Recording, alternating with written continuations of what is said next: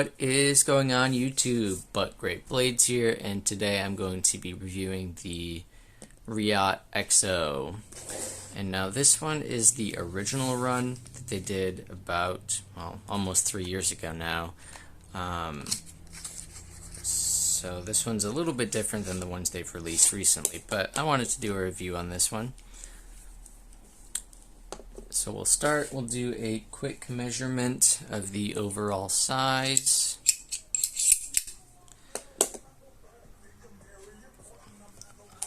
Alright, so overall length here, we're at, I'm going to call that 8 3/4 inches.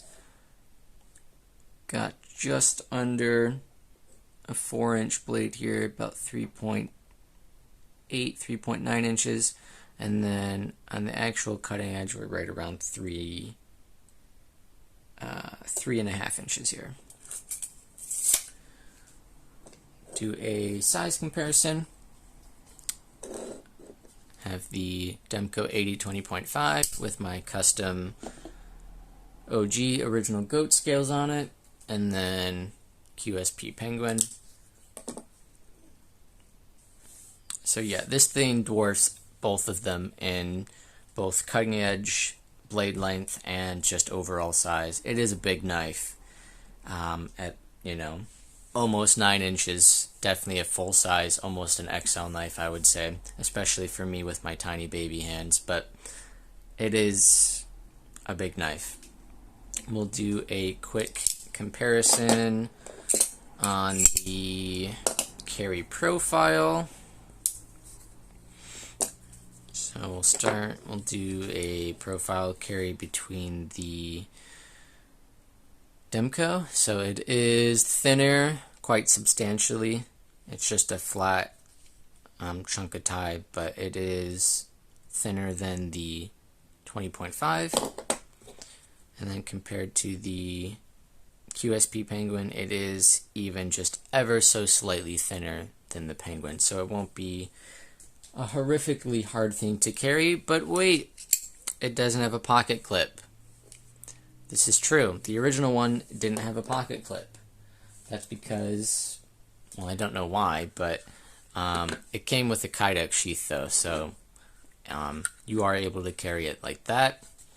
The original one also doesn't have a lock, so this is a non-locking, and of course it is a gravity knife, so depending where you live, these are pretty illegal to own, but where I live, it's not. So just be careful about that as well. But it is a gravity knife.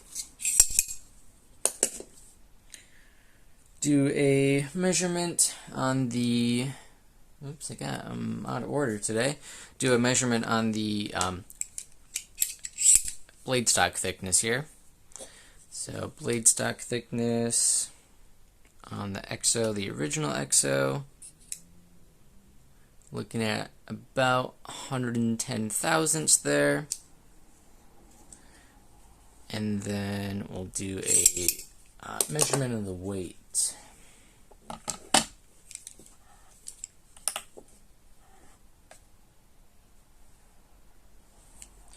Alright, so weight on the original Exo, exactly 5 ounces. So definitely not super lightweight, but I also wouldn't consider it crazy heavy given how large of a knife, an almost 9-inch knife with almost a 3.5-inch cutting edge, there, almost a 4-inch blade. Yeah, I don't think that's terrible for what it is either. So it is titanium on the frame here, with a black G10 inlay. It is a flat ground tanto on this one. There's a little bit of a compound grind on the tanto edge there, if you can see, but it is flat ground, and this one is the dual tone. So there's satin and then a PVD black, and this is LMAX, which is phenomenal. For a while they were only doing M4 drops, I believe, after the original run, And M4 is fine, but LMX is, I think, just a little bit better in my opinion. And these ones were, if you can see, they were serialized. This one's kind of hard to see. Zoom in there. There you go. So they were serialized. This one, of course, is number 235.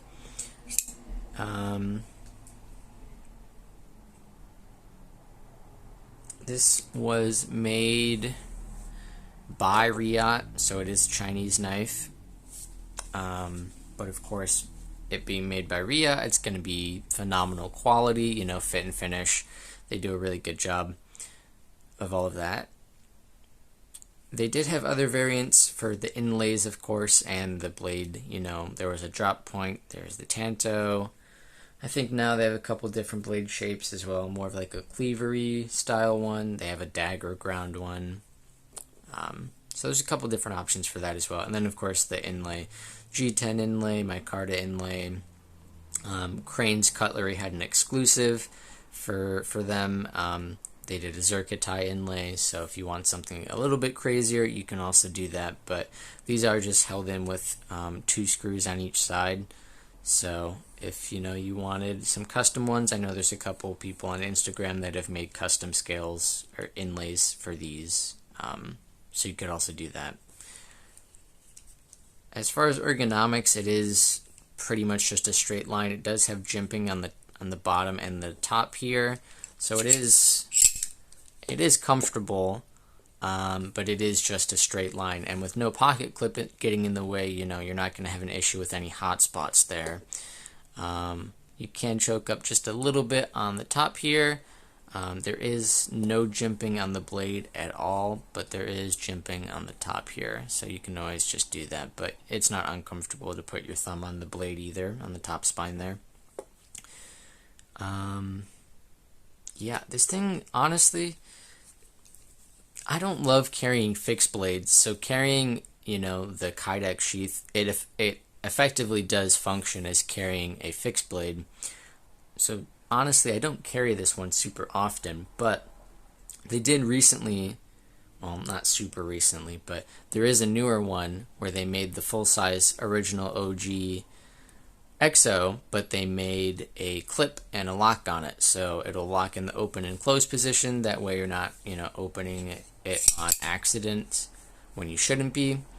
And then it does have that pocket clip, so you can carry it in your pocket as well without the use of a Kydex sheath. So with it being a gravity knife, it of course, there's no lock on this one, so that's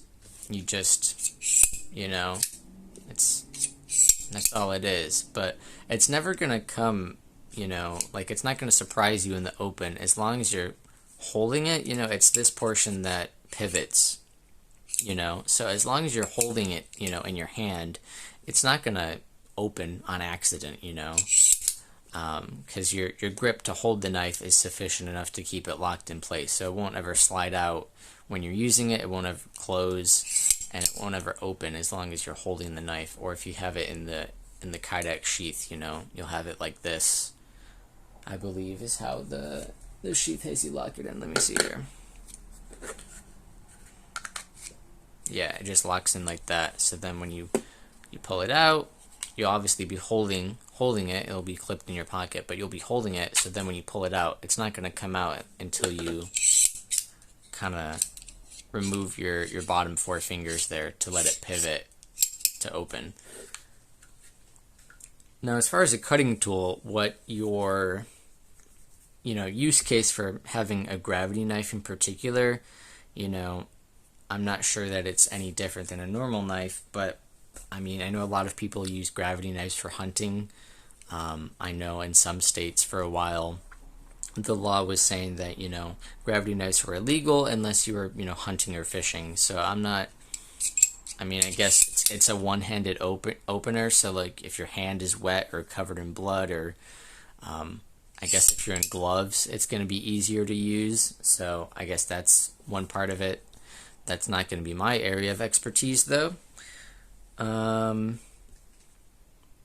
But yeah, it cuts just fine, you know, boxes and things, tape, you know, the normal thing that I tend to cut, you know, use my knives for and cut things for. It is massive though, at least for me, so I'm glad that they did do a smaller, kind of like a medium size and a mini size of this even. I actually don't own those two, but I want to. And at some point I'll pick them up. And those ones both have the pocket clip and the lock as well, which is nice. That way you don't have to use the Kydex sheath for them. So brand new, these at the time when this one was released, so 2022, they were about $280, which I think is still a fair price, you know, for what it is. It's a little bit different, so it's a little bit more complicated than just making a, you know, a sandwich construction flipper knife. It's a little bit different, but it is still very cool. And honestly, the best thing about it is probably the fidget factor, you know. I mean, if you're anything like me, while you do use your knife as a cutting tool, if you're more of an enthusiast knife collector, you also like a little bit of fun with your knife in the sense that, you know, it's got to be fun to use. So, you know, the kind of use of this, you know, has a nice fidget factor. You know, you can just kind of throw it open and throw it closed, you know, which is nice. And since it's made of titanium, it does have that nice kind of clacky, you know, sound to it, which is nice as well. Now, probably gonna butcher this, so I apologize in advance, as this isn't my native language. But the creator of this, he goes by Exoskeleton Knives. I believe his name is oh, do I want to try this? Zhou Chang, something like that, I believe. Sorry if I mispronounced that. I'm sorry. But Exoskeleton Knives, and he designed the other versions of the Exo, you know, with Reate as well. And he also has some other knives that he hasn't released through Reate. You know, I think he's released them himself as well, or through other OEMs perhaps. But he does have other stuff that's not just this sort of gravity knife style pocket knife that he makes. Overall, I do really enjoy this one, and, you know, prior to them having made the OG now with a lock and a pocket clip, it probably would have got a little bit worse of a review. But now that they do have that, there's really no limiting reason to not pick it up, because it does have the lock, so it'll lock in the open and closed position, and it does have a pocket clip, so you don't need that Kydex sheath anymore. But reviewing this one, those would be honestly the only two things that it was missing from the first original run.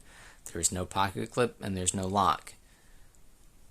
Now, personally, the lock is probably less of an issue for me. It's more the pocket clip, because I don't like carrying fixed blades. I don't really love Kydex sheaths. So that was kind of one thing that's kept me from carrying this more often than I would like. So I probably will have to get the newer, you know, like how Spyderco does the CQI versions. They'll improve, you know, something on it. It's basically a CQI version of the original Exo. So I'll probably have to pick that up. And I do still, like I said, want the mini and the medium-sized ones as well, just to kind of round out the collection. There's also the Exo K, which I don't have. That one is similar, but it is a karambit shape, and it functions a little bit differently. It's not a straight piece of titanium or aluminum or anything like that. It's kind of, you know, curved, and it functions a little bit differently, the way that it pivots. But I think that's going to be pretty much it for this one. If you guys enjoyed, please leave a like and subscribe. I'll be reviewing more knives, of course, weekly, as I've been trying to do, and doing pretty good so far.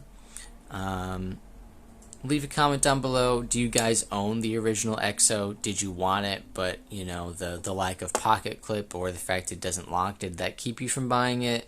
Was it the price? You know, other various things. Let me know what you guys think down below. And I'll see you guys next time. Bye.